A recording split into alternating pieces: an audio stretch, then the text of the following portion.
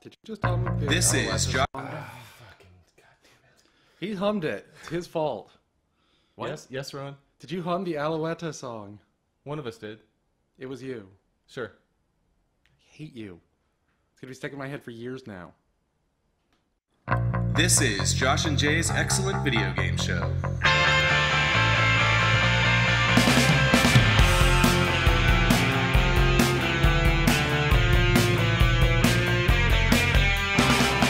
Hello and welcome. Welcome, everyone. Welcome, KWTF listeners. Welcome back.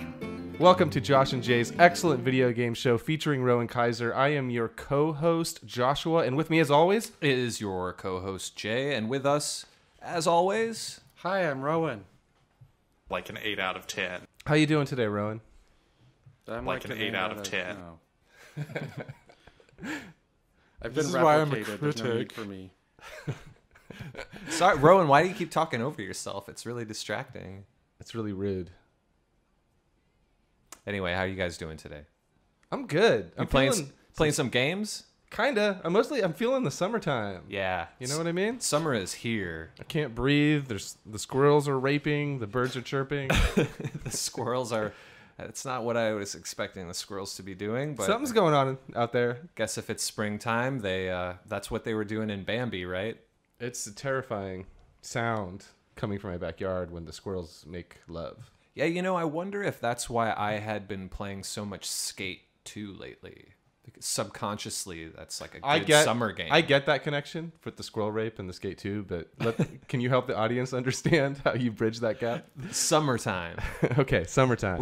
We were talking about a theme of summertime, not Yes. necessarily squirrel rape. All things summer related. Skateboarding, Yes. birds chirping. I was trying to veer it away from the squirrels. Squirrel raping. Into the skateboarding. They chase each other. Fair enough. Well, you can't chase each other. One chases the other one. One's trying to get away and one's trying to make sweet love.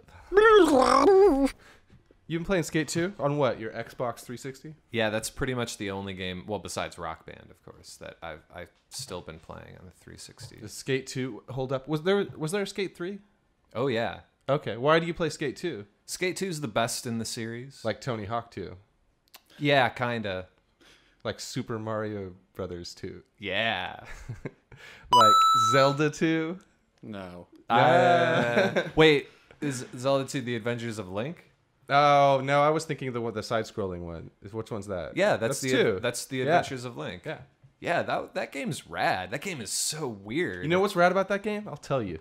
When you jump up and dive down Yep. with your sword. Yep, when you do exactly, the downward thrust. Downward thrust right into my heart.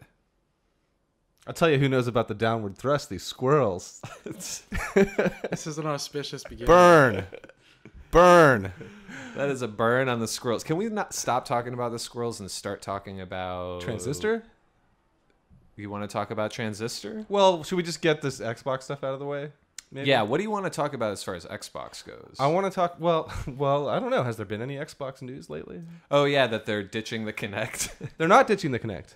Okay. The news for the layman is that Breaking news. the Xbox is going to sell a version of the Xbox without Kinect, starting very soon, in a couple weeks. Connectless. But you guys don't have it. You guys don't. Do you have an opinion on this? Nope, because I don't have a Xbone. I mean, that seems cool because Kinect has always seemed forced, but, I'm still not planning on getting one. And Jay, does it make you either way? You Well- would have got one either way eventually anyway, probably. I'm fine holding off for right now. If the right game, I mean, you probably, I don't want to put words in your mouth, but you probably feel how I do about the PS4. I'm like, well, when there's the thing I have to get it to play. Until the Xbox One comes with backwards compatibility for Rock Band, and then it also comes with a guy who will come over and be like, I'm going to go ahead and transfer all of your songs on your hard drive over. What if the new Rock Band was Xbox One exclusive and full backwards compatibility with all your songs? There is no new Rock Band. What if there was? What if it's announced at E3? It's not going to But be. if it was, would you buy one? I don't want to play this game. But no instruments. You use the Kinect to play all the instruments. So you guys don't care. I don't really care that much either. It just, to me, it seems like the Xbox 360 had that gimped version also. Remember, it was like Yes. the no hard drive version. You couldn't even fit like a game on. Yeah, no hard drive is a much bigger deal than no Kinect. I don't know. You guys don't have an Xbox One, so it's pretty crucial to the UI and the system. It's not the camera, it's the voice stuff. Sure. So I don't know if that thing comes packed with a microphone. Also, the TV stuff is kind of crucial to the Xbox One if you use it.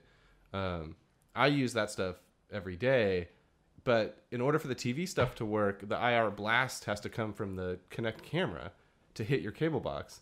So that's all gone too. So yeah, I don't know. To me, it's just like, couldn't you do that with a cord though? if it shipped with an IR blaster or something like that you plugged in. What's that, like what Han Solo uses? No, Han Solo uses the IR pistol. It's the stormtroopers who use the IR blasters. Oh, sorry. Burn. Kotaku blog? No, stop it, Josh. But seriously though, that stuff's pretty key for me for that. Like I wouldn't want one without it, because then I'm like, what's, what makes this thing different, So I don't know. I guess if you guys don't care, it's not really a discussion, but it just feels like it's the ghetto version, and the 360 had one also, so whatever. I mean, it is going to be $100 cheaper. This is sort of what everybody talked about when they announced it, and it was announced that the Xbox One would be $500 as opposed to the $400 PS4.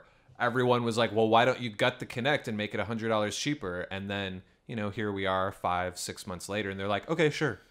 Right, except if from the beginning it had no Kinect, then we wouldn't be looking at this like a less powerful system than the PS3.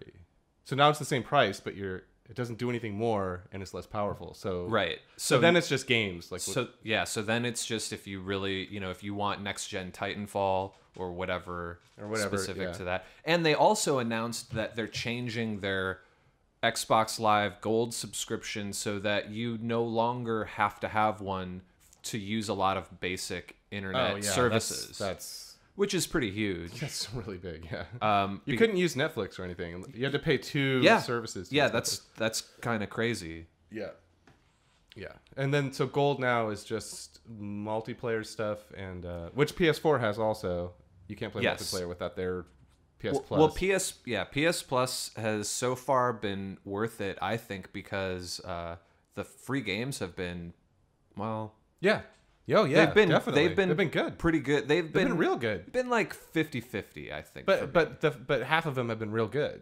Yes. So the Xbox started doing that too, but none of them have been good yet. So.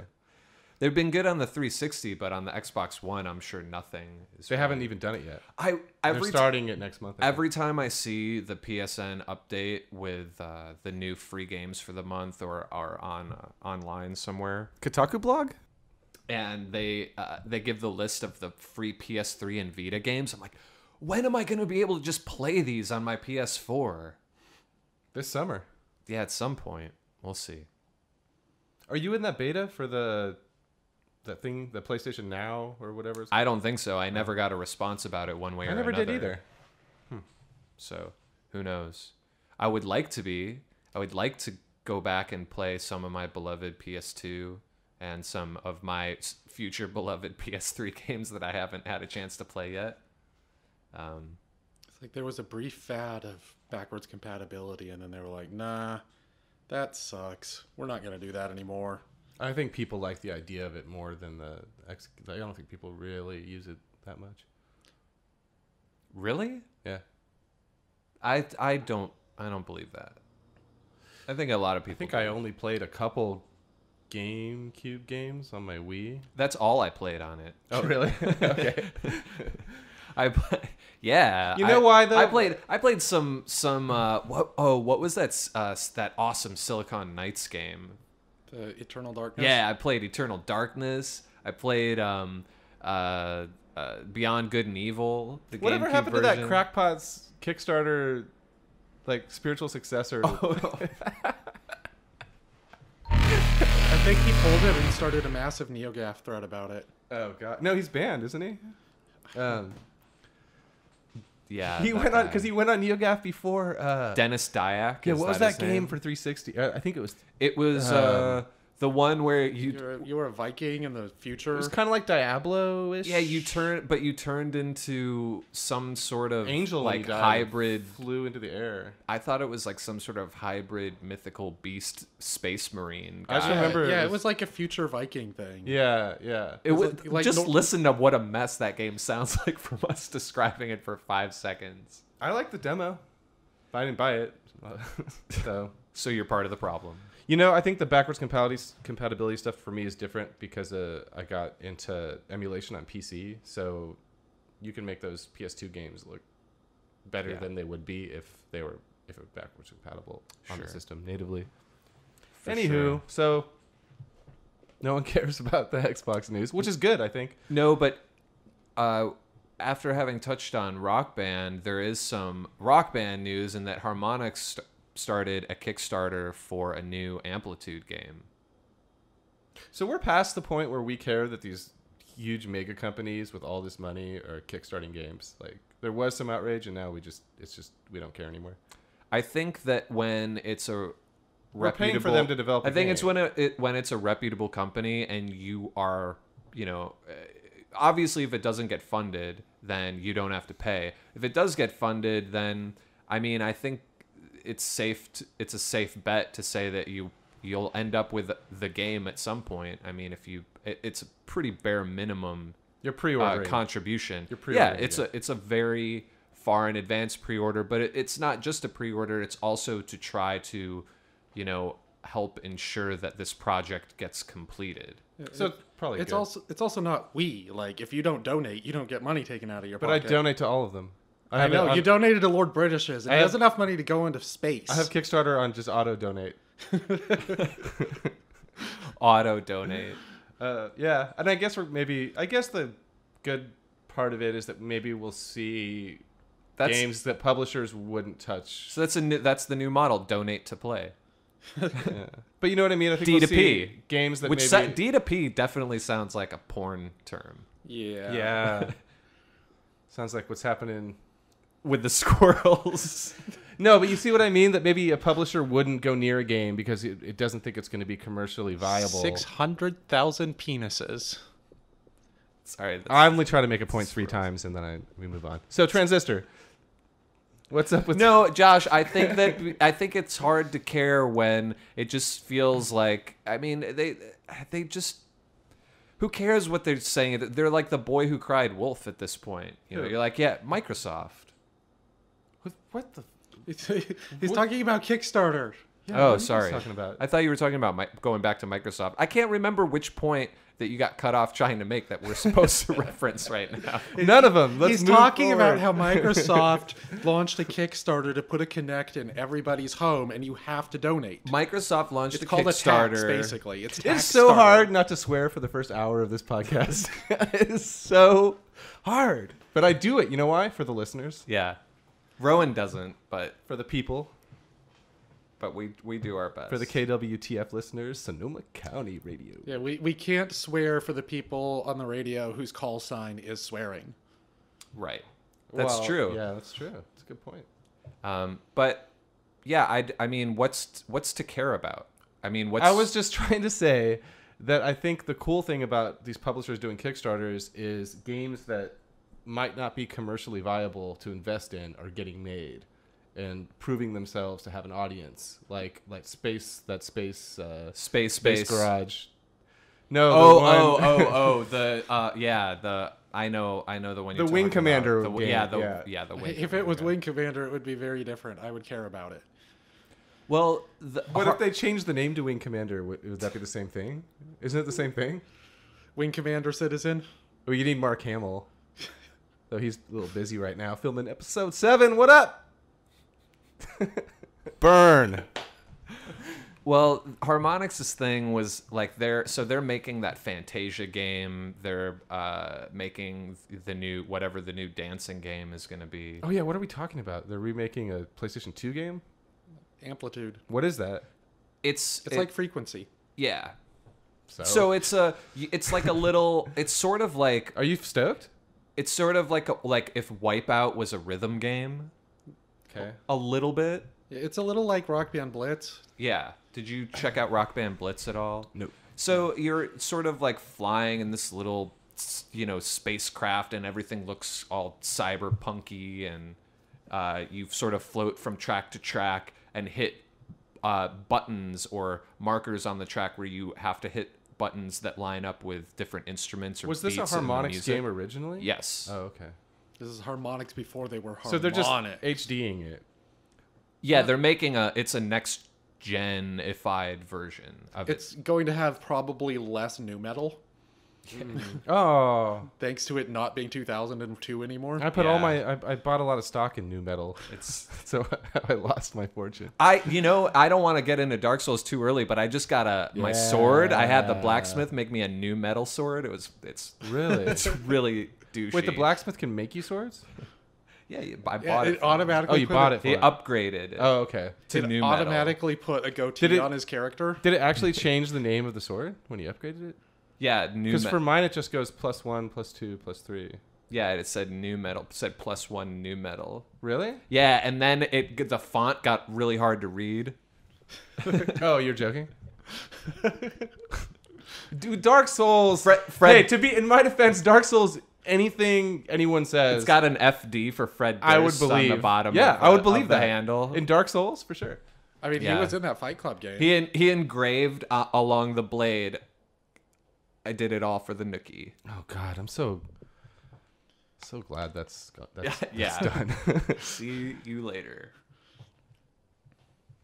But back to Amplitude. Harmonix His is people are still out there. I still see Fred Durst not. like people kind great. of clinging onto that. Gross. Yeah. Super gross. Nickelback's still a thing. There's that clown thing where they have the rape fair. Like, what's that called? I don't want to get into that. But back to Harmonix and Amplitude. Their whole thing is we're making these two big budget games. We don't have the resources to work on Amplitude, but if people want to back this project and help us, acquire resources for it. Money. Yeah. We're saying Well, they resources. essentially would It's need money. to hire more people to make it because all of their people are busy doing They stuff. they don't want to pay for it. No, that's not necessarily true. They're probably stretched pretty thin right now and they want to make it. I mean, maybe they do, maybe they don't, but either way, I mean, why didn't they kickstart the Fantasia game? Why didn't they? I mean, I don't know. It just This- seems like every company is. this is a smaller No company has extra. this is a resources. smaller passion project that they wouldn't be able to do if they also it's also a way of gauging interest, right? If enough people That's true. want the game and it gets funded, then they're like, okay, it's worth doing because enough people want the game. So maybe they're also having a hard time trying to And it looks gauge like people were that. stoked about it. I backed it right away. I'm stoked. They were only doing it for like 15 days, so it was very hard to measure like if it was doing well or not. Actually, I think I read that the Kickstarter money is just enough to get them started, and they're actually going to.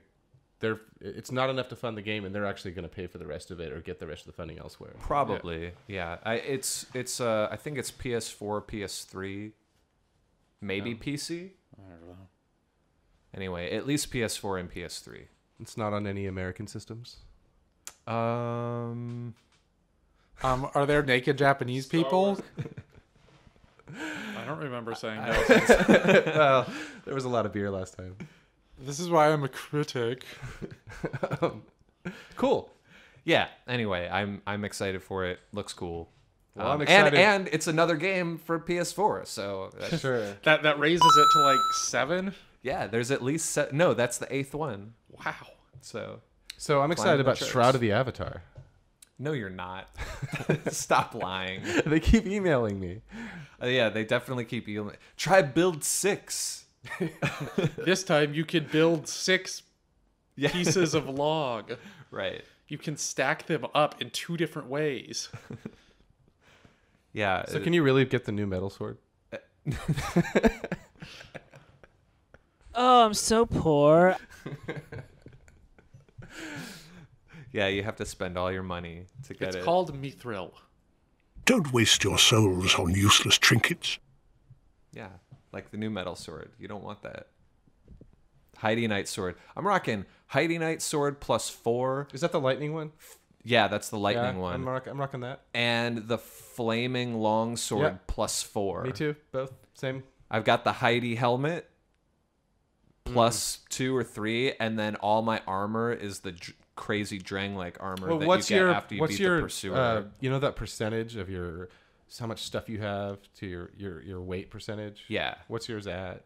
Oh, it's at like 69.9. You can't let it go over 70 or your guy flops on his back. I don't every let it time go you try over to roll. 50. Why? What is it special does it do if you're under 50? You can. It's more roll at 50. It's like 25, 50, and 70. I think. You get more roll? Yeah, Like you roll farther? I think so. Oh. But that's really limiting. That means my armor's pretty. Well, what I've been learning is the dual wield power stance stuff. Oh which yeah, is- did you just start doing that? which is rad. Well, I've kind of figured out how to do it. Maybe when I got to No Man's Wharf, I would. You have to say. get your. That's when I started doing it too, because you have to get your stats up to a certain point. Like Yeah, double. No, Your stats have to requirement be, plus half the requirement. I It's think. one. Yeah, it's one One and and a a half. half. So if you have, so if the sword requires 20 strength, and you have 30 strength, Someone said Dark Souls, so Yeah. Sorry. if someone has, if the sword has like a 20 strength Then you need requirement, 30. then you need 30 to hold 2 of them and do the dual wield power stance. But that thing, when you see him tilt the 2 swords facing up instead of down, that's how you know it's like. Which resets when you switch to bow and back. Did you notice that? Yeah, I did notice that. It's kind of Do you annoying. use your? Okay, well, maybe we shouldn't do this. Well, yet. hold on. When using the dual wield stuff, when you using the left buttons, he basically swings with both swords at the same time. Yeah, I don't know. I only use the bumpers. I don't use the trigger, so I only use the weak attack. So the bumper is like Quick it's attack. like a dual quick slash attack, like across horizontal slash. Well, the left one is the left hand, and the right one's the right hand. But not if you're in the dual wield power stance. The left one is It depends both. which It depends which sword is in which hand. So I think we probably have our swords in separate hands. No, it doesn't matter. It does. Not with those 2 swords. They're the same kind of sword. It doesn't matter. I've switched them back and forth. They do the exact same thing. Well, I'm telling you. we'll take a look. I mean, we after the can take a look at some point. This is something that we can prove or disprove here. Yeah, absolutely. Break time? No, not break time. Rowan. I went up to a treasure chest, and it ate me. It ate you? Yeah, well, it just kicked my ass. It had a giant mouth. I don't know if it ate me or not, but it kicked my ass really fast. It was the Dang. scariest stuff ever because I had no idea that was even in the game. Have I don't you know what ever I'm played doing a here. role-playing game anymore before? Yeah, I know what a mimic is, sucker. Yeah. But I'd never seen one in Dark Souls. I don't know what I'm doing here. That's Corey stuck in Dark Souls. Corey Banks, friend of the show. I don't know why mimics are a thing. It's really annoying. My jokes are too complex for you. Mimics? Yeah, mimics. What do you mean? Like the fake treasure chests that eat you. Like They're that's called just, mimics, Jay. Woo. Oh, I mean, maybe in Dark Souls they're Oh, called. he doesn't play. He doesn't really. I was play, trying to mimic Rowan with the He doesn't really play soundboard. RPGs. Yeah, I don't. Not really my thing. Well, you don't play JRPGs, and you didn't play any kind of old school ones. You've just played like Mass Effect. Is it ironic that I don't play JRPGs? Yes. Thanks for that. So, where are you at in Dark Souls? Oh God, it's hard to say where you're at in that game because I keep opening up. I think what are all kind of alternative little worlds. Yeah. But Iron Keep, I just got to Iron Keep. Oh, where you get the +3 flannel?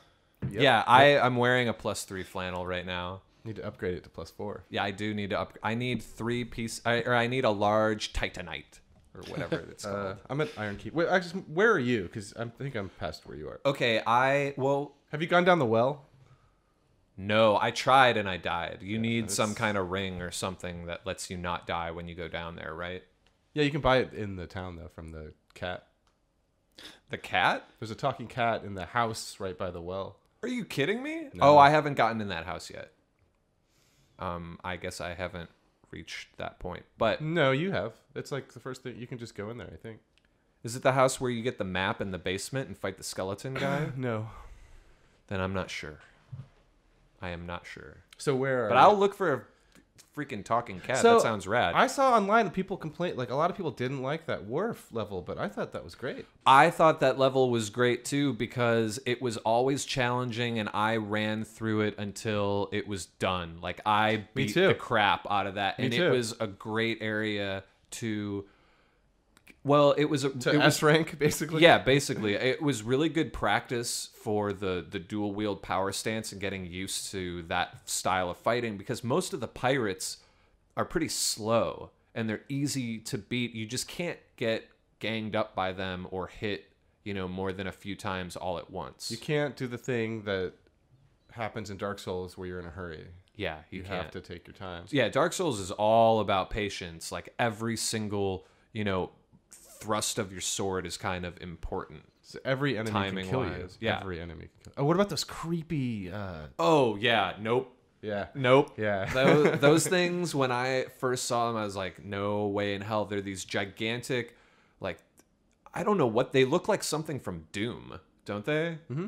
Like giant creature, alien face creatures that just walk on these two gigantic arms. They're like spiders with but their legs are kind of like elongate, like those things you used to throw at the wall and would stick on the wall. Like they have kind of long, yeah. long like gummy legs. Yes. Creepy. Like a Slenderman, but on all fours. Yep. Super gross. Only one bonfire.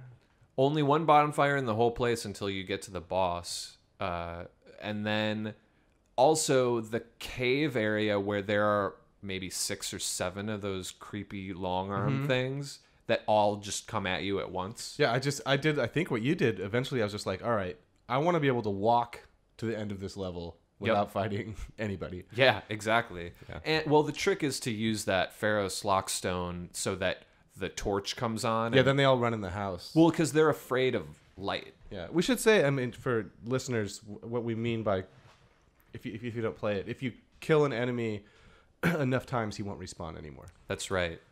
I really enjoyed listening to them talk about that on, I think it was the Idle Thumbs podcast. Yeah, it was a good show.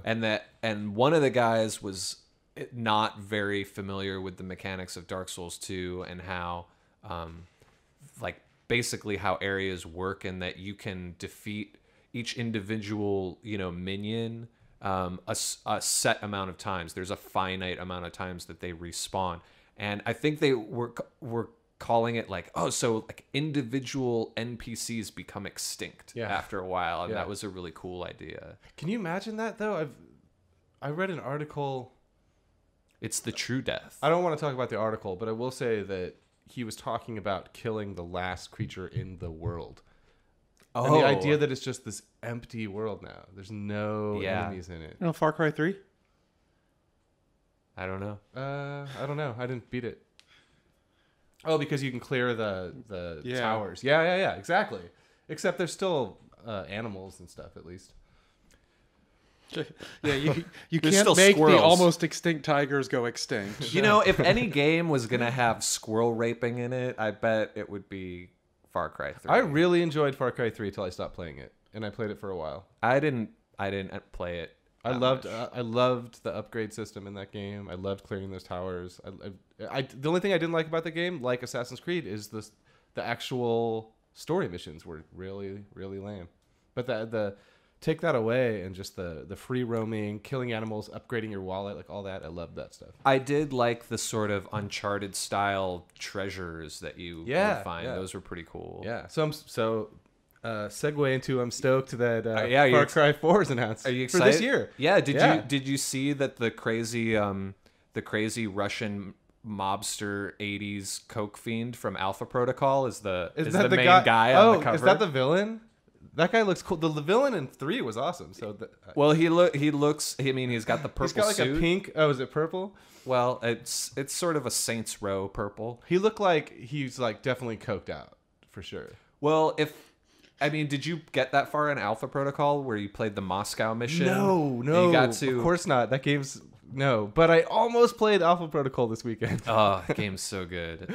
I was reading through a bunch of reviews for it, just like, come on, somebody push me over the edge. Well, somebody make me play this game. To refresh yours and the listener's memory, if you play the Moscow mission, the boss in that area is a Russian mobster named like Breako Konstantin, I think, and he is super into 80s like club music. So you fight him in this like dance hall room in his mansion where he's at a DJ table doing bumps of coke that makes him invincible for a certain amount of time, and you have to try to kill him like while he's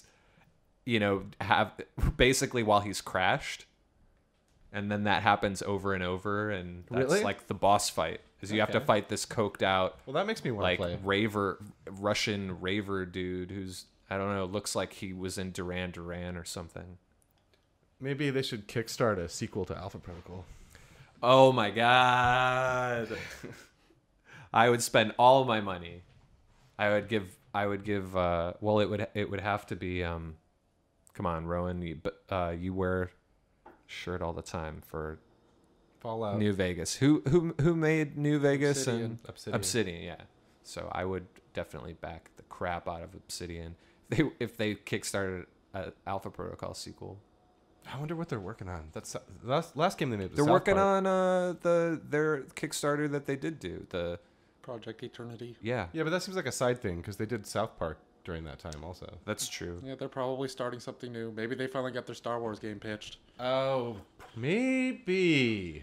Maybe That would be killer. There might be some cool games coming out in 3 years. Always, it's always 3 years from now. I know. I know what I thought the other day, and then I was just like, oh my god, this is insane that you thought this. I thought, man, next E3 is gonna be cool, and I meant not the E3 in a couple weeks, but the one next year. one. Yeah. So dumb. Part of the problem. I know I am Totally. in every way. Oh man. What are we talking about? Well, we were talking about some Dark Souls. Oh, I was going to tell you just real quick, just going to give a quick status update. Since you let us know you're Why in don't the we do Iron this? Key. This will be a weekly thing. It'll be our Yeah. Dark Souls status update. Should have a theme song. It should have a theme song. Hearth Souls. Hearth Souls. Yeah, Hearth Souls. That might be a good episode title. Hearth Souls. But anyway, so I just finished No Man's Worth. Like I said, I played through the crap out of that area until everybody is extinct.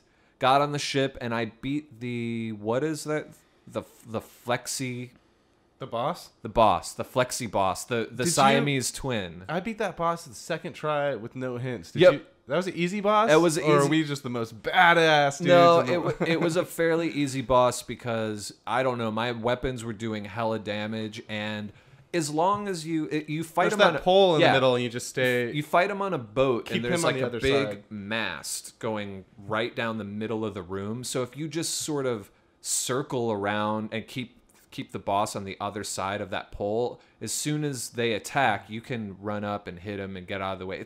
It was one of the easier boss fights so Yeah, far definitely. in the game. You just kind of strafe around and... Yeah. So I got to the bonfire in the Lost Bastille that is on the other side of that level from the bonfire that you get to from going through the pursuer. So I made the circle. Yes, you did what I did. Yeah. So when I got there, I was like, oh, new level. Oh, wait, I've already been here. Yeah. So most people, I think, do not go to Lost Bastille through the pursuer. They go through... Yeah, the No Man's Worth. I did it both ways because now I feel like I carved both paths through there.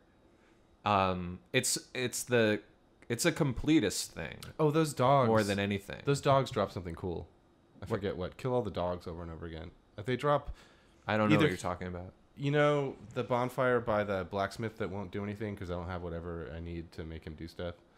There's like the bonfire in Lost I haven't Bastille. done anything in the Lost Bastille yet other than sit at both bonfires. I have Oh, not so even last time had you it were there, you into the didn't go level. through it. You just No. pieced out. Oh, I pieced see, out. I did. I pieced out, and then I went back to Lost Bastille going the No Man's Wharf route. So I have done nothing in the Lost Bastille yet. I just wanted to go in knowing that I had finished everything behind me first. So had you been there when we did our Dark Souls podcast? No. Oh, so you okay? See, No, I went there when and I went through and got to the boss. No, when and we everything. did our Dark Souls podcast, I had just gotten to the Lost Bastille from going through the Pursuer. right. I literally went back to Majula and started from scratch and went through No Man's Wharf. See, that's funny. When I got to Lost Bastille through the Pursuer, I did Lost Bastille. You can't eat your pudding until you've had your veggies. Yeah, but how would see? I think That's how I you was looking benefited at it. from. But you heard the podcast. I had no idea that I was not supposed to be there yet. Do you know what I mean? Like, as far as I'm concerned, it was just the next level. I didn't know that was a special boss. I didn't know the Pursuer was optional. Like, I just went. I was like, this is next. So I had no idea about.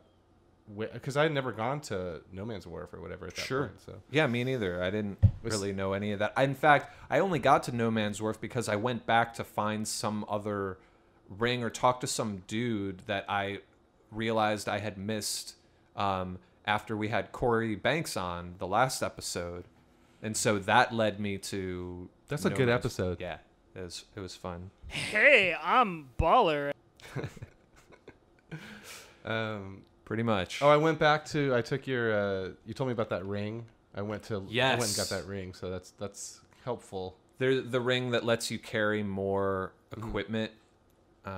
Keep that- your load weight down. You got to keep your load weight down, man. I kept jacking that attribute up when I was leveling up so that I could don the Drang Lake armor, which is so badass. See, I should do that, but I have to keep really light armor. But 70 is the max. Yeah. Someone like you and I, like our characters, want to do. But I'm keeping with 50 right now. Okay, well, it's a good update, solid update. You got any special armor, weapons that you've been rocking lately? Anything that's especially badass? I have a real creepy mask on. It's a real creepy like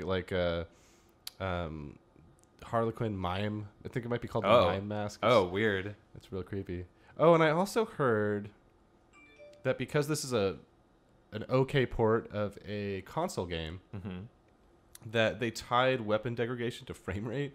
So we're rocking the 60 frames per second. Our weapons are actually degrading faster than they would be if it was at 30. But I just heard that on the internet, so I don't know how true that is or under what circumstances. But how could that be true? Because your weapons don't just automatically degrade over time; they degrade from using them. Yeah, I don't think it's just standing there. I think it's when it's doing something that would degrade it. There's twice as many frames. Speaking of that, No Man's Wharf.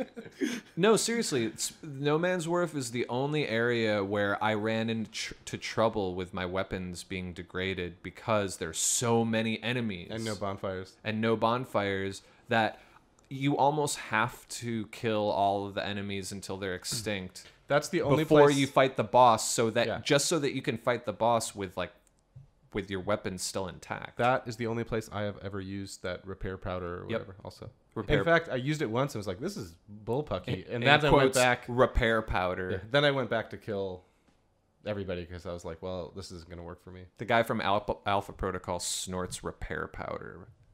That's when you fight interesting him. that we haven't used it. Yeah. So Anyway, I never even looked to check my weapons. this has been your weekly Dark Souls 2 update. Why don't we take a quick break and come back and talk about more video games? Sounds good, guys. We'll be right back.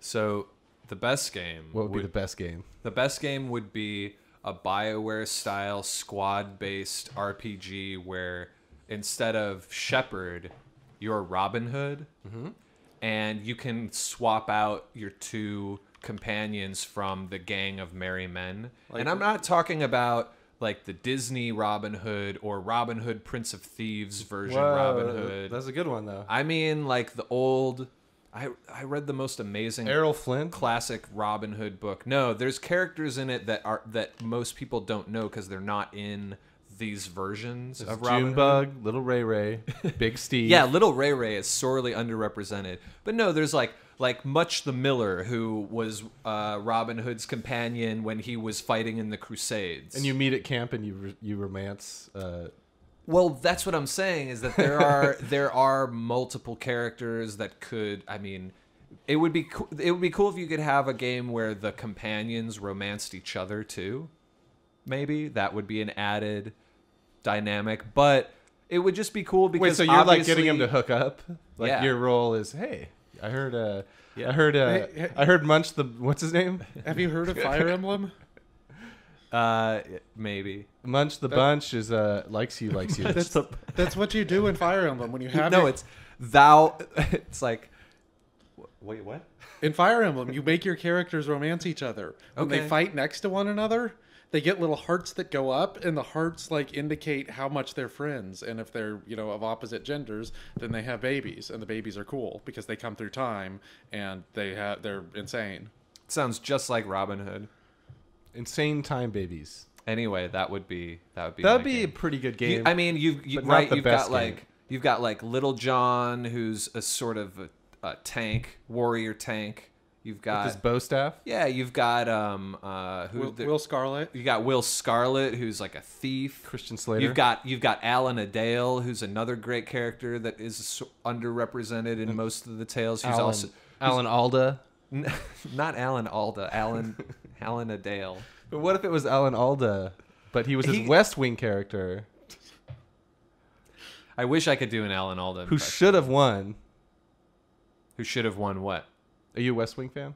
Obviously, I am. Okay, the 'cause I best don't know what game, you're talking the actual about. best game would be Fallout 4, Han Solo versus Boba Fett in the Land of the Sand People.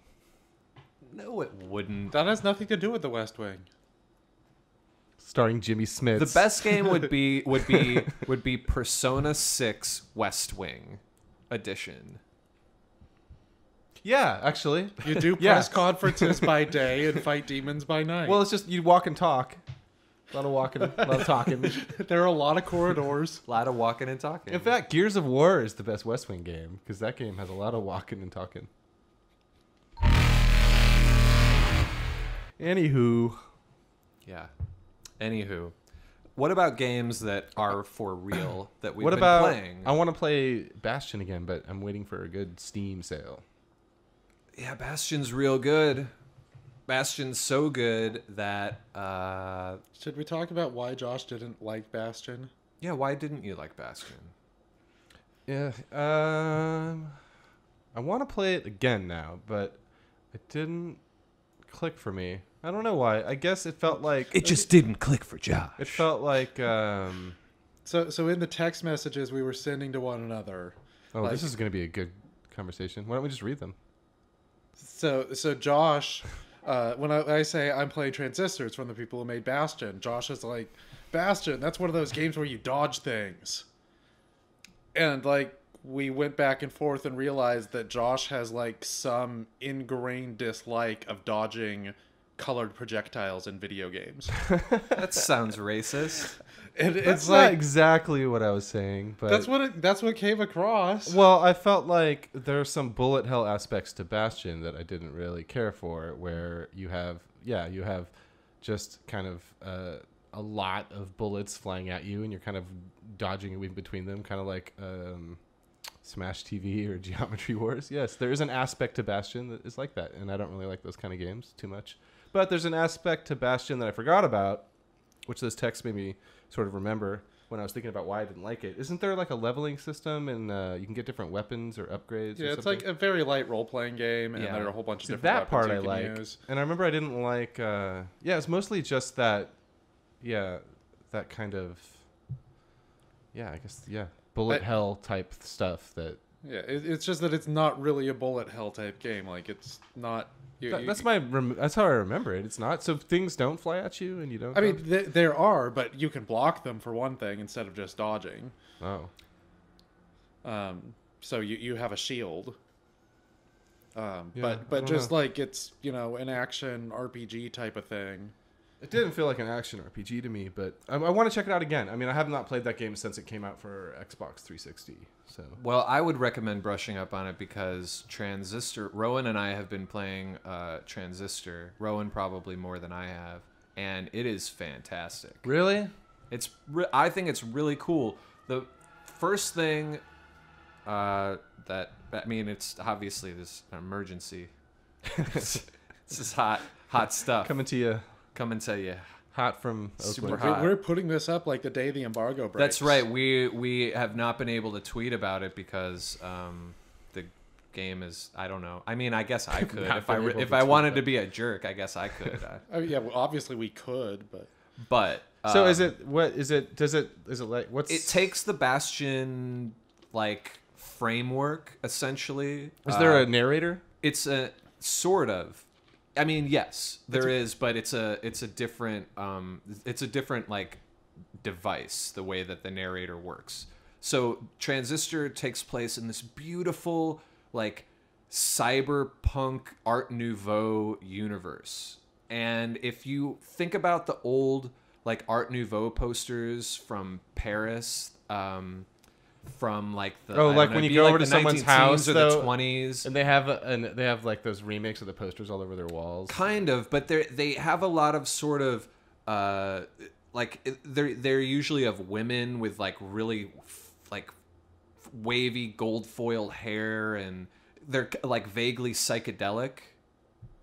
Anyway, I when I was in Paris, there was a very cool exhibit at the museum, the d'Orsay Museum. I'm not going to try to pronounce it in French, but they had like a whole exhibit of this stuff, and immediately when I started playing the game, that's what it made me think of. Just the art direction, the art style.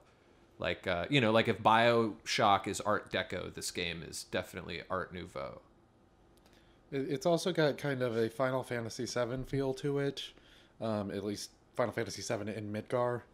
Well, you carry around a gigantic sword. Yeah, for one thing, you carry around a gigantic sword. You hop on a motorcycle in the first like 20 minutes. Yeah. Do you control the motorcycle?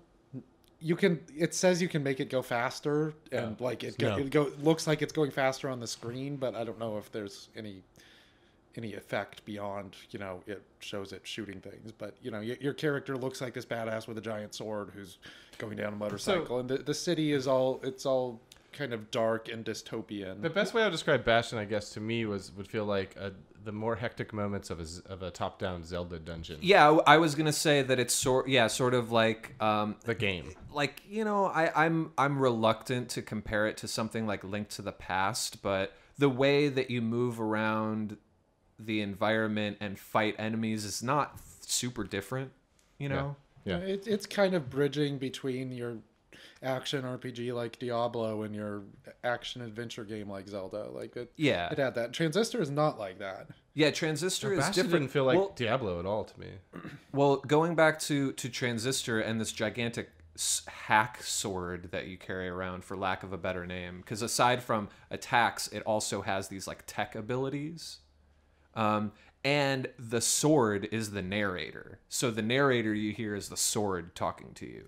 I wouldn't even really call it a narrator. It kind of serves that purpose in that it's the thing that's describing what's going on in the game world, but it's there with you and it's reacting to the same things that you are, as opposed to like describing things to a different character. It's true. It's second person, not third person. It's a one-sided conversation that the sword is having with your mute protagonist, which is also very cool how they explain why your protagonist is mute towards the beginning of the game. You play a singer, and her voice has been like stolen by, I don't know, the big evil techie corporation, Facebook, basically. Can you upgrade stuff or get new stuff? Yes. It's all upgrading stuff. All upgrade all day. There's upgrades for your upgrades. Yeah. And you can turn your things into upgrades for other things. You can mix and match upgrades, and they do different stuff depending on which upgrade you're upgrading. Yeah, so every time you go up a level or when you find a dead body, and it's very unclear like if this game is real. Like it seems like it could be all taking place inside a computer, and like it might be that these are like all people who have like uploaded their souls into a computer. I'm kind of getting that vibe. It's never been explicit about that yet. Transhumanism. But yeah, it's there's this weird sort of unreality to it that is not explained, and it feels like it's very confident in how unwilling it is to explain everything that's happening. I texted Jay and said it was like Aeon Flux if you watch those old MTV cartoons. Yeah, I was assuming that you were referring more to maybe the art style or something like that, but I think that that idea that it has this sort of, that it just refuses to expose any sort of bigger picture. It always sort of seems like you're looking at just sort of what's in front of you. Yeah. And it is very adamant about not revealing any sort of bigger picture, and it sort of gets some of its interesting moments and like tension draws from that in like a background kind of way. Whereas that, obviously all the action and that conflict is in the foreground. So what it takes like all these different aspects of it and kind of weaves them together. So like you talk about RPG upgrades. So each time you find a dead body, you like steal the soul or download the soul or something or whatever. Ah, I like that. And You that just want to talk becomes about Dark Souls? a soul. It might not be the right word. It might be you download their personality matrix because they're not actually people. They're Are those like experience points? Yeah, that's like your XP. No, the XP is just you get from battles. You get these are the things that get you skills. Oh, well, Wait, so that's you use these for skill. What does the XP do then? but no, XP levels you up, and then you can get more upgrade things when you level up. When you level up, is it just giving you more slots then, or are there like strength and agility or anything like that? No, it's Okay. there's not. It's not like a full-on RPG. So leveling up just gives you more things you can level up, and then you spend the souls to do it. Is that right? Yeah, and then you can also. know. I don't know if you've gotten this far yet, I Jay, think but so. there are also limiters, like in Bastion, where you like take a thing that makes combat a little bit harder, and that gives you more experience points, so you level up faster. Oh, nice. I have not reached that point yet. But anyway, so you find these bodies or you level up and you get a new skill. Like there's one called Breach that I use most of the time, where you take your sword, slam it into the ground, and it like fires a little bullet thing that does a whole lot of damage across the screen. Mm-hmm. So you're getting Breach, and then you get another one that's called like Help, and you take Help and you attach it to Breach, and Help will suddenly now, every time you do that, it'll summon a little guy that enemies will attack and will attack other enemies. That's cool. So you can modify your upgrades like that, like Yes. mix and match to. Yes. But that's you could, That's how Final Fantasy VII and Paper Mario kind of had a system like that. it kind of is, except it feels a lot more integrated in like every aspect of it because You just sold me on the game just now. because because when you do that, you get more plot. Like you get more of the background information for the story. Every time you use never a mind. skill in a different I hate stories. every time you use a skill in a different slot, there's the active slot where it's, the thing that you attack with. Then there's the upgrade slot that makes it like help the things you attack with. And then there's a passive slot. Like if you take your main attack and stick it in the passive slot, you take less damage. Yeah. And every time you do that in a different form, you can go and look at the skill later, and since they're associated with a person, it tells you more about the person's life, and like that's how you figure out what's going on in the game. So That sounds cool. We were talking about best game during the break, and that kind of bled into coming back from the break. But best abilities, passive abilities. Passive buffs. Absolutely. Passive buffs, man. Well, yeah. Aside from all of the different abilities, because in the game you do unlock sort of main attacks with your weapon, and then those attacks can have these, these like mods or buffs or whatever they are added onto them. or they can be turned into that. But what's cool is that they affect the different attacks in different ways. So it's not like automatically, this just adds +5 attack to whatever it is that you added on. It might behave differently depending Yeah. The So weapon depending on itself? what Well, you're always using the same weapon, but it's just a different because it's always attack. your sword. Man, that Yeah. sounds cool. But, so there's like one that's like a thing where you shoot out like 6 grenades in an arc. It's like a ranged attack. Yeah, and then when you if you attach that as an upgrade to something else, then those attacks suddenly come with the grenades. So you can sort of, so in a way, even though you have this sword, you can sort of choose, I'm going to go a more ranged combat route. You can. When I did talk a lot of smack, we're not past our hour yet, about Bastion in those texts, but that also made me think back about Bastion and really think about why I didn't like, because I was kind of just messing with Rowan.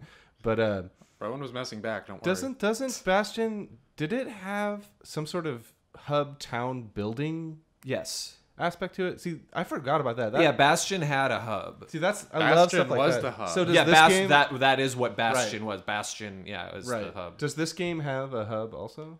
Yeah, it has it's not quite as like robust as Bastion's because you do your upgrades from the save points. Right. But it's got this weird little like beach apartment town that you go into, or town is not the right word, but it's like you go into like this Sandals? like. Yeah, it's like a beach. There's a beach ball, and you kick it, and it keeps track of every time you kick the beach ball, like throughout the entire game. Maybe there's an achievement when you get like 100 of them. I haven't gotten there yet. And there's also a bunch of like skill tests. Like there's, kill all these enemies in a certain amount of time. And Didn't Bastion have that? Or some game had that? Bastion had Yeah. like side quests where you did that. What was there was some game where you go in and you can get bonuses by doing these sort of skill tests. What was that? Was that Bastion? Bastion had that, but I think they were like more specifically quest oriented. What am I thinking? I No, don't it know. was Bastion for sure. Yeah, I think it was Bastion. Because they were a pain, I remember, but I thought that was really cool too.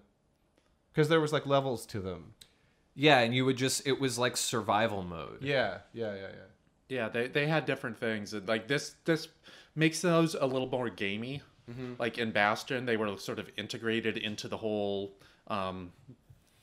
story and world and so on. Like, it had a background as to why you would, take your bow and go upgrade it by doing all those things. Man, I want to play this game now. I should have asked for gosh darn code.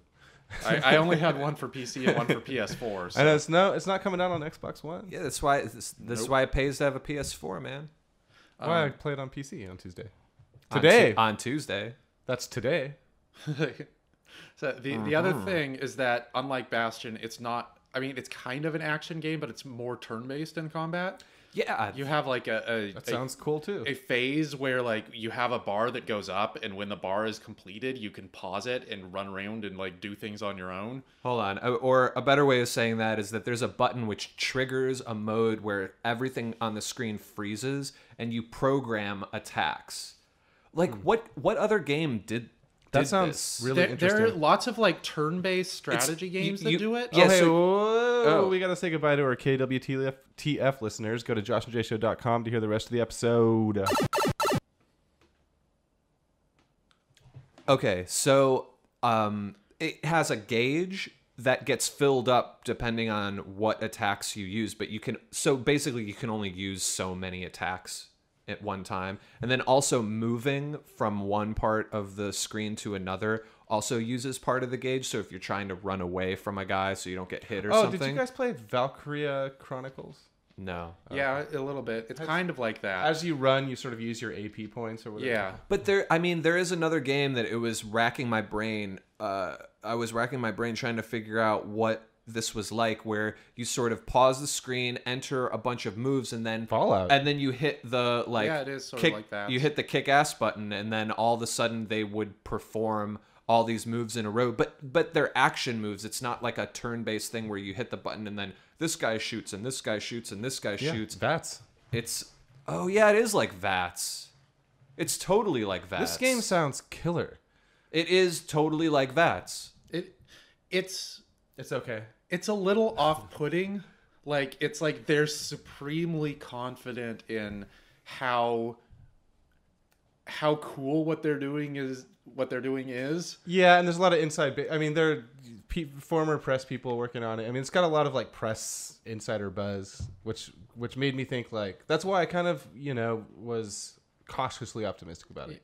Yeah, it's like it's cool and cool is cool, but Yeah. cool is also a little off-putting. Like it's one of those games where I'll play like 45 minutes and I'll be like, that was cool, but I want to play something else now. It is kind of the Zooey Deschanel of video games. Let's not go that far. I don't know. It doesn't. I know It what doesn't you're saying, have Josh. horrific bangs. I don't know. 45 minutes sounds good to me for a game. But I mean, it's that feeling that I get from most like blockbuster games, where they're so kind of formed that I can't take them in like long right. doses. So I sort of get that out of Transistor. And Bastion, I felt like I was able to do a little more like sit down and just play this for a long time. Well, I love AAA polished games.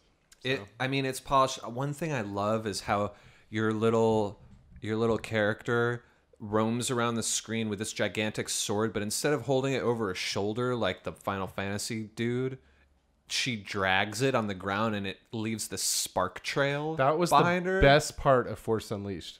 Yeah. Yep. That he dragged his lightsaber. Yeah.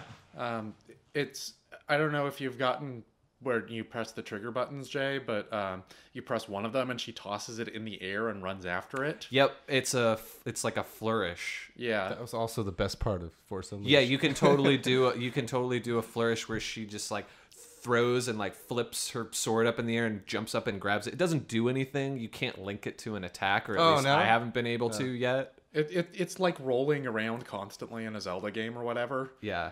but except it's jumping.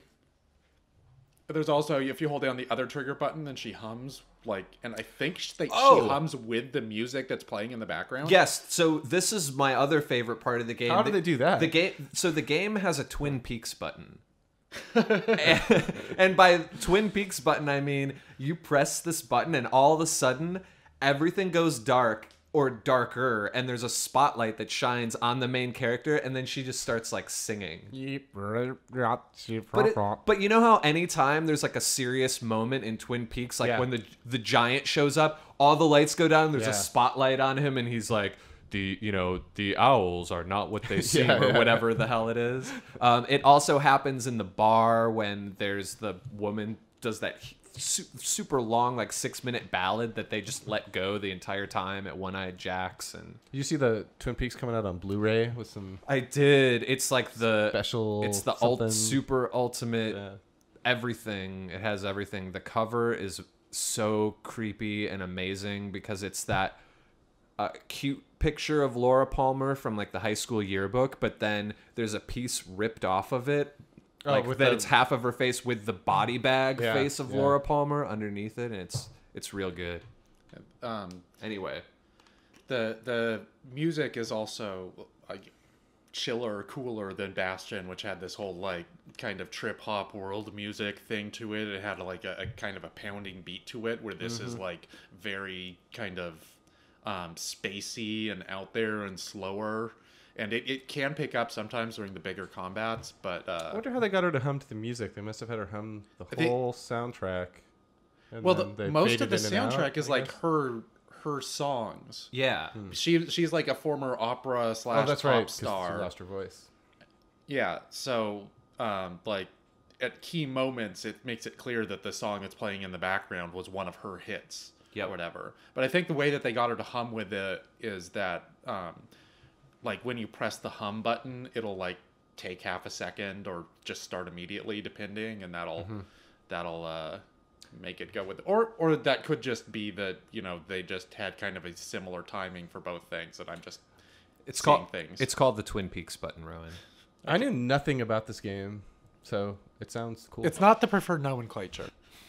I like upgrading stuff. Totally. It's so far I like the presentation more than Bastion, but I am still not sure if I like the game, like if I like it as a game more than Bastion. Yeah, it's Did you finish Bastion? I did. It's not as immediate. Like Bastion has that whole action thing where immediately you grab a hammer and you start smashing things and bad guys show up and you have a boss fight and all that. Where this is very much like, oh, I don't know what's going on, and it's playing the game and understanding the world and understanding the plot. They're all like slowly coming at you, and It's very careful about parceling that out, and definitely not immediate as Bastion was. So I think there's going to be some people who are going to find it off-putting, but I think that there's more depth there. It kind of reminds me of like the way that they parcel out the story reminds me of like Dear Esther or Gone Home, where the story is like a puzzle on its own, like apart from the game. But then there's the aspects of the game where you can like figure out more of the puzzle. So it's like half, the walking simulator, crazy narrative stuff, and half like a video game where your upgrades are what gives you more story. Yeah. Sounds right. And it's also super oral. The music and the narration are like, it makes me feel like this would be a game where if you like adjusted the volume of the music compared to the volume of the voices, compared to the sounds, like every time you adjust that, it seriously would change the game a lot. Well, let me ask you, I didn't realize that the narrator, it's the same narrator from Bastion, right? Yeah, it's the same Old guy. Josh isn't having a very good time right now. Josh just raged for a while. I didn't know it was the same guy because I actually thought the voice sounded different. I'm like, this guy sounds just like Alec Baldwin. Oh yeah, Like that's awesome. I'm like, it sounds like you're carrying around a sword who speaks like Alec Baldwin. Which is fantastic. I was like, this is great. There's nothing not to like here. Well, I mean, he doesn't call you like a stupid pig or whatever. But, Yeah. but like he's playing a different character. He played a very specific character in Bastion, and I think in Transistor he's like more of just kind of a guy who's in the sword for whatever reason, and I haven't found out why. well, it's cool that that guy is so talented that he's just not he's not Nolan North, right? He's not just when you hear his voice, you're not thinking, oh, that's the old man from Bastion. You're thinking that's just its own character. Whereas if it was Nolan North as the sword, you'd be like, oh, my sword is Nolan North. You wouldn't, you couldn't help but picture that because Or Gilbert Godfrey. his voice is the same voice and everything, except for the Penguin in Arkham. He did the Penguin? He did the Penguin. And also there's a dude late in The Last of Us that he plays that eventually you can kind of figure it out, but at first he's just kind of like a sweet, soft-spoken, helpful guy. Oh, funny. And then eventually clearly insane Nolan North type. I'm just thinking of the trailers for that Deadpool game when it's like, "What's up? I'm the merc with a mouth," and you're like, "No, you're not. You're Nolan North." I played you in Spec Ops. Yeah. Speaking of voice acting, Sarah Almala was live tweeting some voice acting thing. I don't know if she was there or like streaming it or whatever, but she was talking about how Jennifer Hale said that the request for when they went into audition for Shepard was to sound like Han Solo, like even for the women. And now that I hear that, I'm like, of course she's doing Han Solo as a woman. Like that is exactly the voice she's doing as Shepard. What is Bro Shep doing? Yeah, I don't know. Like, He doesn't sound like Han Solo. I don't think he got that note. Yeah. She definitely does. But just real quick, I checked my show notes, which I'm glad that I kept, because the game that I was thinking of, where the mechanic where you sort of freeze the screen and then enter a bunch of attacks and then let it rip, is Red Dead. Oh yeah, It's sort of like the Deadeye thing. yeah. Because there's a little aimer where you can aim at people too, so you can aim at different enemies, and then when you hit the trigger to let it go, it's like you just all of a sudden hit. You can hit in all different directions. Anyway, it's very cool, and Sounds I think alright. a very cool mechanical addition and upgrade is from Bastion so far. I don't know why it just seems less, like you said, Rowan. It's less convenient to just jump in and play somehow. It feels like Bastion's just easier somehow. You think about it less. It feels like a project to start it up. Like it feels like, okay, I'm gonna have to like really actively play this and like try and figure out what's going on. Where Bastion is like, it tells you what's going on and it doesn't tell you everything. It saves some like twists and stuff for later. But yeah, it's like maybe a little overconfident and cool, but maybe not. Like maybe when I finish it, I'll be like, this is the best game ever. But Maybe. We'll see. Maybe I will too. Maybe I won't.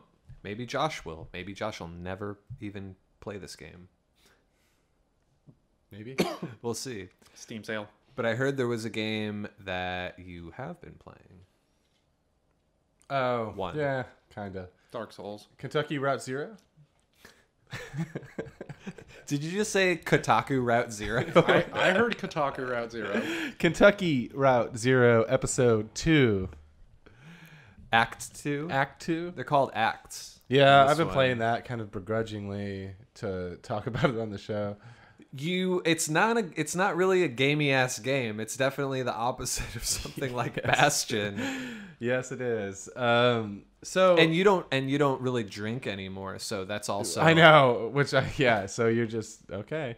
I'm going into this. So I stone liked cold the sober. first act a lot, and but the thing is I was trying to finish Act 2 so we can talk about it in the show, and that game is not to be played in a hurry. It's not to be played with a finish line or even a goal. It's not a game where. So first of all, I started last night, and the guy starts off limping, right? Mm-hmm. And he's going so slow, and I'm just like, just go to the thing, just click the thing. I need to get to the thing. Okay, I gotta stop playing because you can't play the game like that. You can't play the game as well. The lady said to go to floor 4, so I need to go to floor 4, and then they said to go to floor 2, and then that's not the point of the game. The point of the game is. And then Josh just raged for a while. Like the parts of Act 1 that I love the best were the stuff when we came in to talk about it in the show and discovered I had seen things you had seen things I hadn't. Like, oh, didn't you go to that weird church with like all this stuff. Yeah. So you really need to be in the right mood to play a Kentucky Route Zero. You can't just. Yeah. It's a different mood than a Bastion for sure. There's something about playing it. You definitely have to be. You have to be high. You have to be in the right mood, but there's something about playing it that makes you feel like either it's like 4 or 5 in the morning, no matter what time it is, or that you just took a nap in the middle of the day and you just woke up. And you know how sometimes if you do that, you're like, fuck everything. Yeah. You don't know what year it is or. There's a little AM or PM. Yeah, anymore. there's a little bit of that with every session of Kentucky Route Zero, there's supposed to be, I think. I was playing it and I had a podcast going at the same time, and I was just like, no, this has to be. You have to be locked in. The sound in that game is so good. Well, the sound design is incredible because it's so minimalist and it's so potent when things actually come in. So you haven't played to the end of episode or Act 2? No, because the end does some really great things. No, but I with the will. sound design. My notes just say slow, so slow, just go. And bears. Yes, the bears in the apartment. Bears are best bear shaped. Is my note. Bears are best bear shaped. And doesn't that sound like a note you would have woken up like from a dream and jotted down? And you're like, this is gonna be a hilarious joke in my stand-up set. I love. And then you look at it the next day. And you're love this. This is not really a spoiler. There is an apartment full of bears though that you like just casually pass by. Very No explanation. beginning, Don't interact with it. You're going through this office complex and you can kind of see all the floors as you're going up and down the elevator. And I loved that I went to the floor above the bears and walked out to the balcony exploring and looked down and there's a bear on the balcony kind of just looking out like I am, like looking at the horizon. Yeah, he was about to smoke a cigarette. Yeah. Bears are best bear shape. There's a very early on line where one of the characters asks, "Are we inside or outside?" Yes. And you are outside of an office complex when she says this, and which really kind of sums up those games. Yep. And what that means. And yeah. Well, I always come back to the idea of whether or not you are sleeping or awake. Mm-hmm. And with Kentucky Route, yeah. Yeah, and I think that the question of are you inside or outside is totally something you would ask yourself in a dream. Yeah, because the characters, when you talk to lady at the office, like, this is very Kafka-esque with this bureaucracy of this building, and you have all this. You don't really know what they do there, but it's always like, you need to go to floor 3, you need to look in this file cabinet and talk to this person to get your papers, to get this, and then you're just in this bureaucratic nightmare. There's evidence of some crazy bureaucratic system going on, except it's completely devoid of like any action, any real nouns to tell you what this place does or what's happening. It's just bureaucracy, right? Yeah. So, and you're trapped in that. And when you're talking to people, they talk to you like you're in an office. Like, oh, you need to talk to Jim on floor 3. He's having a hard time at work. His wife just left him. And then they'll say something very specific to you personally, the character or the narrative of the game, that's very surreal. That only you would know, or something from a dream. It drifts in and out of this kind of real, not real. Well, yeah. So what happens is, and this is also evident in the dialogue and the conversations you have, where you are selecting dialogue for more than one person. Like you are playing more than one person, and so when. Okay, you know how in the movie Inception, all the people in your dream are like actually you? Yeah. Like they're that person. Yeah. They're all the same person. That's sort of what Kentucky Route Zero is like. There are all these different people, but they all kind of share a hive mind, or it feels like that sometimes. Yeah, hive mind, definitely. They are all you. The scene I left off on, which is I think just the second scene in the first act of Act 2, is I walked into a building and clicked on the girl that's with you to talk to her, and got a conversation between two workers about us and what we did in that building. Yeah. Like, oh, did you see that weird guy that came in? Yeah. Oh, he wasn't here very long, you know? And I'm like, okay, so I need to leave. There's nothing to do here. And then I clicked on the dog and got another conversation from the same two people. Did you see him talking to his dog? Yeah. What did he say? And then you choose what you said to the dog. Yeah. Yeah. Yeah. And you could say, oh, that's weird they talk to the dog, or I talk to my dog. It's normal. You know, that kind of stuff. It's real interesting. It's wild. Especially interesting when we talked about it when we talked about Act 1, but I've never seen this in a game before, where you're not just choosing what one character says, you're choosing what both characters are saying in a conversation. It's really, really interesting. Yeah, it really plays with your sense of presence. You're sort of like, wait, who am I supposed to be? Yeah. Where am I supposed to be? Yeah. And nothing is really grounded. Except that you're the there's always a guy. There's always a guy, a truck. There's always a truck. There's always a dog, and there's always a Kentucky Route Zero. So far, anyway. Which is except it's a totally different.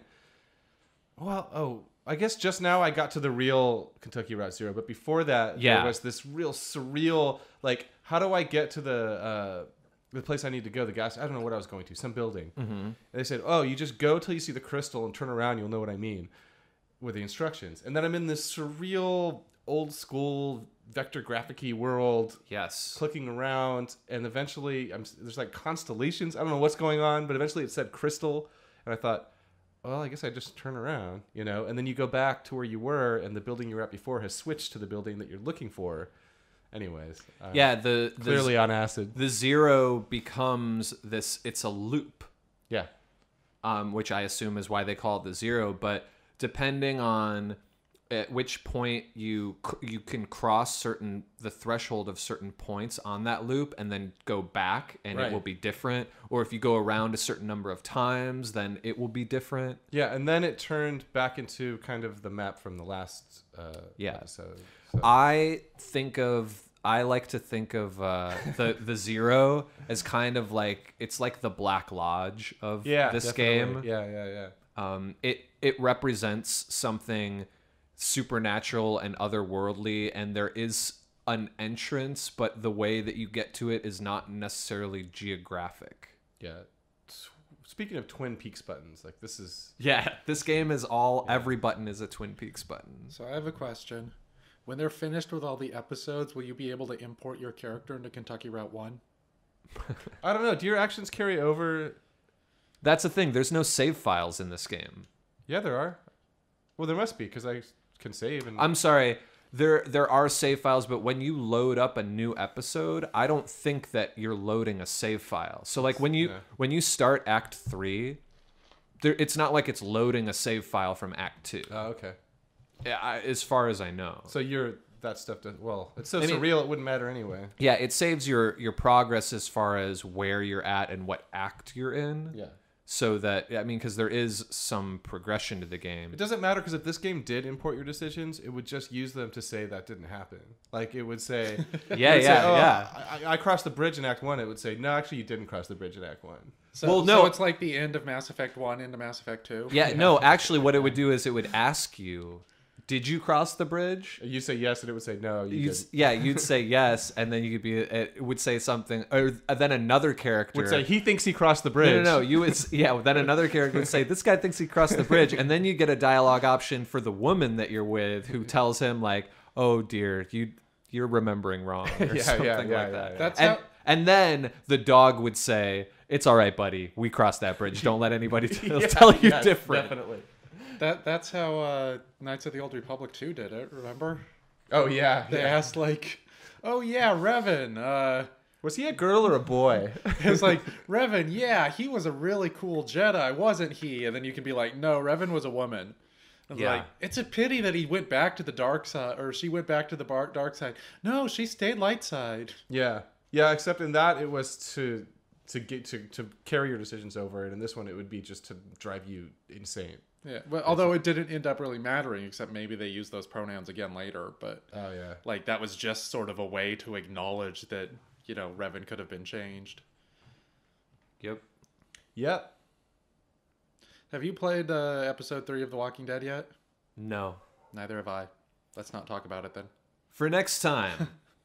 Next time on Josh and Jay's excellent video game show. Team Josh and... You're not Team Josh and Jay. Listeners, I'm so sorry I said that. You're not Team Josh and Jay. You're Team Rowan. And you know it. If you could do us a huge favor and go on iTunes and rate us, that would be very, very, very, very Hey, helpful. I'm Baller. That'll be you if you leave us a review on iTunes. We got lots more videos, lots more podcasts, lots more everything at joshandjayshow.com. You can follow us on Twitter. I think they're a bunch of scrotums. At Josh and Jay Show. Thank you, Jay. At Joshua Doan, at Jay Pullman, at Rowan Kaiser. What else do we do? Well, Rowan's review of Transistor will probably be up. Yep. So we will link to that. I also am going to have a super duper exclusive. What's Reaper? Yeah. Super exclusive. You heard it here first. Thanks for listening, everyone.